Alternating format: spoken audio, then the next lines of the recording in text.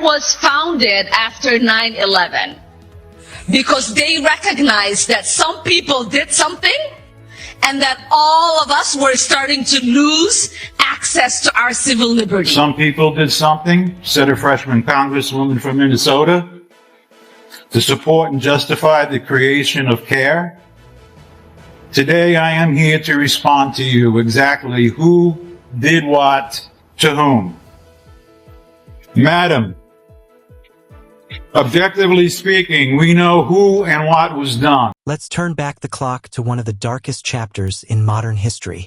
In the turbulent aftermath of 9/11, as the smoke cleared and a wounded nation searched for identity and meaning, new movements began to rise. Organizations that claimed to defend freedom, justice, and civil liberty in a shaken America. Years later, those ideals would collide with one name that became impossible to ignore: Ilhan Omar. Standing before cameras, she uttered a phrase that would etch itself into political memory. Some people did something. The reaction was immediate. For millions of Americans, those words cut deep, not merely as insensitivity, but as a wound reopened, a challenge to the sacred memory of the 3,000 souls lost that day. Tonight, we go past the noise, beyond headlines and outrage, to uncover why Ilhan Omar's story continues to echo through the corridors of American politics decades later. There's no uncertainty about that. Why your confusion? On that day, 19 Islamic terrorist members of Al-Qaeda killed over 3,000 people and caused billions of dollars of economic damage. Is that clear? But as to whom? I was attacked. Your relatives and friends were attacked. Our constitutional freedoms were attacked.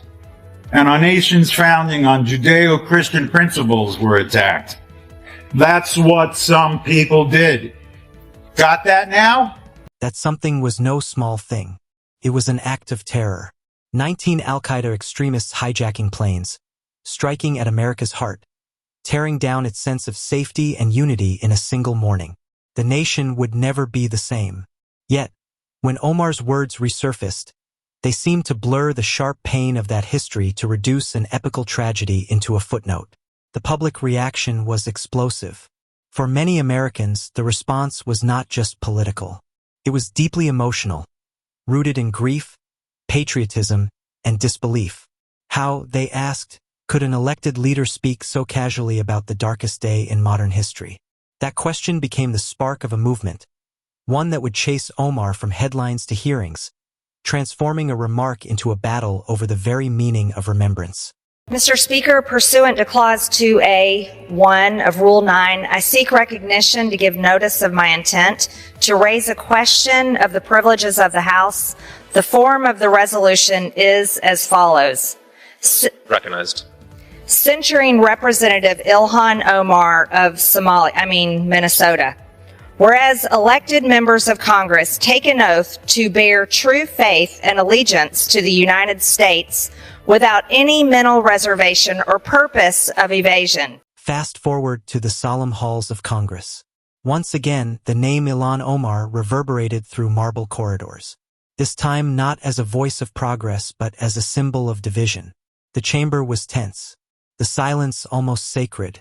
Lawmakers took their seats, eyes fixed on the floor as a representative from Georgia stood tall and invoked the rules of the House.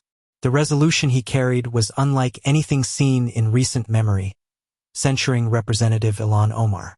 The atmosphere grew heavy. Each word weighted with accusation, betrayal, disloyalty, the breaking of trust.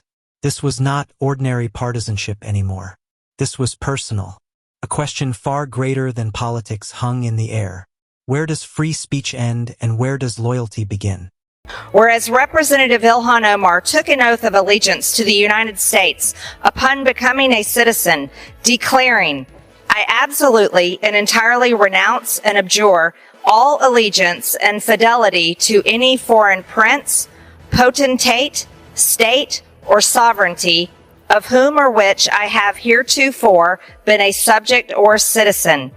Whereas on January 27, 2024, Representative Omar gave remarks at an event in Minneapolis in which she made treasonous statements. The resolution drew upon the gravity of America's sacred covenant. The oath sworn by every elected official to defend the Constitution and protect the Republic. But this time, the allegations cut deeper. Omar, it claimed, had not merely failed in duty. She had crossed a line of allegiance. The document referenced a January 2024 speech in Minneapolis where she allegedly pledged loyalty not to the United States but to Somalia, a claim that turned a political dispute into a matter of national security. In Minneapolis, her audience cheered with pride, hearing only cultural strength. In Washington, the same words sounded like a warning. Lawmakers and analysts seized on the statement, framing it as an affront to American sovereignty. What might have been seen as rhetoric or misinterpretation now spiraled into a full-blown controversy, one that forced the nation to confront a question as old as its founding. Can heritage and patriotism truly coexist without collision? As Representative Omar said, she has spoken to many Somalians who asked her to intercede for the Somali government by pressuring the United States government into certain actions. Whereas Representative Omar assured the Somalians she spoke to, the U.S. government will only do what Somalians in the U.S. tell them to do. They will do what we want and nothing else.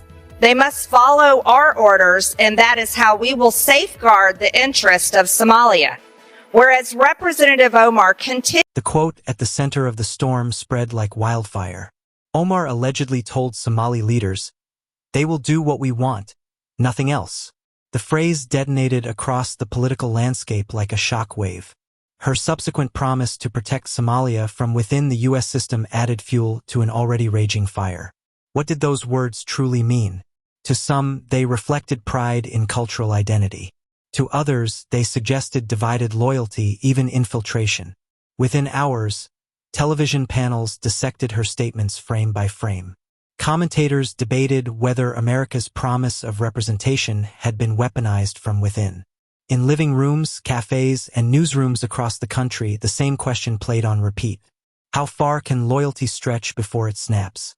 For as long as I am in U.S. Congress, Somalia will never be in danger.